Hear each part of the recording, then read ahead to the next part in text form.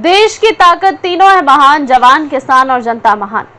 अगर इंसाफ और इज्जत मिले तो लौटने को तैयार हूं। लंदन से बोले विजय माल्या। भारत सरकार और सिस्टम पर बड़ा हमला।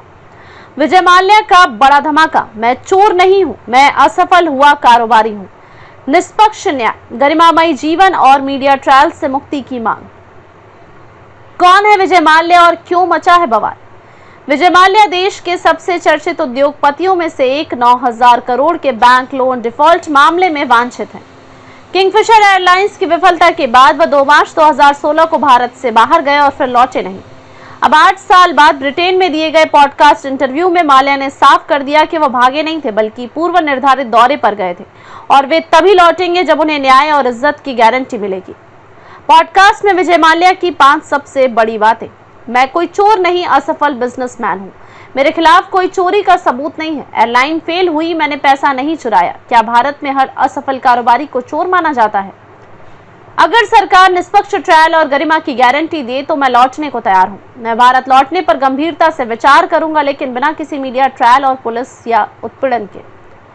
सीबीआई और ईडी मनगढ़ंत केस बनाते हैं। भारत की एजेंसियां गढ़े हुए दस्तावेज और झूठे सबूत अदालत में पेश करती हैं। मुझे दोषी साबित करने की जिम्मेदारी उनकी है। भारतीय जेलों की हालत मानवाधिकारों का उल्लंघन है।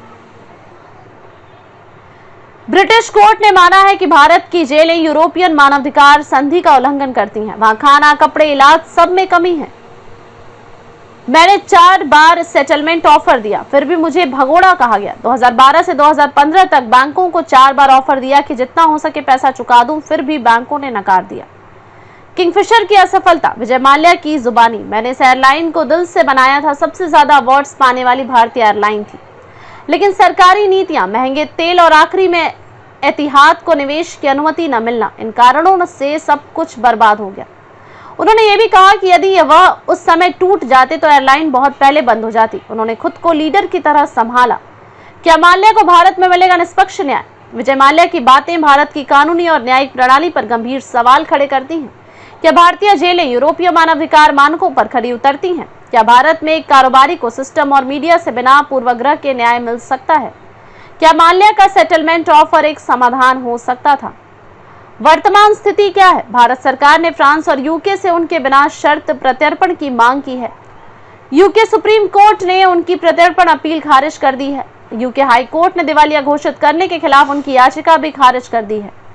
सीबीआई, ईडी, एसएफआईओ और सेबी उनके खिलाफ मामलों की जांच कर रही है।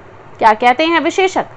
कानूनी विशेषज्ञों का मानना है यदि माल्या अपनी वापसी की पहल करते हैं तो यह भारत सरकार के लिए एक नैतिक और कानूनी चुनौती होगी।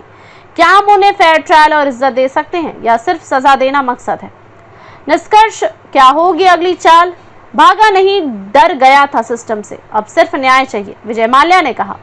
यह बयान भारत की सरकार, एजेंसियों और न्यायपालिका के लिए सोचने का अवसर है कि एक कारोबारी को बिना सजा दिए उसकी बात को सुना जाए या सिर्फ चोर की छवि बनाकर उसे सजा दी जाए। देखते रहिए changing future TV. Like, share और सब्सक्राइब करना न भूलें देश, दुनिया और भविष्य की सबसे बड़ी खबरों के लिए।